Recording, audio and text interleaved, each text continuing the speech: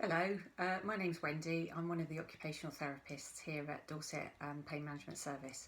I'd just like to have a little chat today about flare-ups.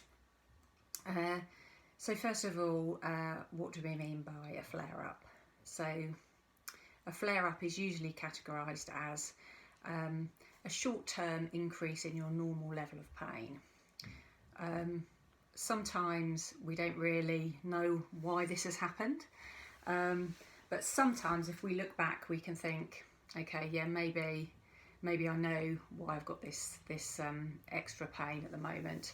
Sometimes it could be something like maybe you've had a couple of really good days previously and it's kind of encouraged you to do maybe a bit more than you would normally do, and maybe you've overdone things a little bit, and the flare up is kind of letting you know that your body isn't very happy with that. That can be one reason. Another reason might be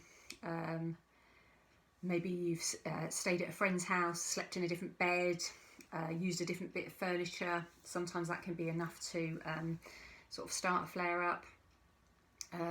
Stress can be a big trigger for flare ups because we tighten our muscles a little bit when we're stressed, and that can sort of tip us over into feeling a bit more pain. Poor sleep, even if you've got sort of an extra illness, like maybe you've developed a bit of a cold or something, that can trigger an increase in our pain. So it can be caused by lots of different things, but what's important is how we manage it when we are in a flare-up. Lots of things that you can do to help yourself when you're in a flare-up. One of them is just to check in a little bit with your thinking, because it can be very easy to start thinking some negative things when we're in a flare-up. Things like, I've got extra pain, that must mean something else has gone wrong in my body, or this is never going to go away, or I'm actually getting worse and worse. And often those things aren't true and they're not helping you. Actually they can sort of keep you more in the sort of flare-up moment. So it's looking about, okay, what is helpful? So what is helpful is to keep a level of movement. Again, it's quite tempting when we've got more pain to want to retreat a little bit and sort of maybe even take to our beds or not move as much. Certainly we can sort of reduce the amount we're doing, but it is still useful and helpful to us to build in regular movements when we're in flare-up. Gentle stretch is really helpful. Sometimes even setting a timer on your phone just to prompt you to keep moving, sort of every half an hour or so, can be useful. Distraction can help. Doing things that you know are going to take your mind off things. They'll be different for everybody. Films, music, craft work, speaking to friends on the phone, lots of positive things like that. Doing some gentle relaxation can be really helpful as well, and we've got lots of resources on our website to sort of direct you into different places that can offer relaxation practices, and there's also lots of stuff out there on YouTube. So it's finding the thing that is useful to you and that you can engage with, and you feel that you've got some sort of affinity with. One of the big things in flare-up though is being kind to yourself, and we're not always very good at doing that. We're not always very good at prioritising our own self-care. So at all times it's important, but particularly when you're in flare-up it's important. Now some people like to almost pre-prepare themselves a little self-care box. It could be an actual physical box. I've got an example of one here. Or it could be something like a bag for life that you keep under the stairs, but just a central place where you keep all the things that are going to help you look after yourself a little bit and help you feel a bit better.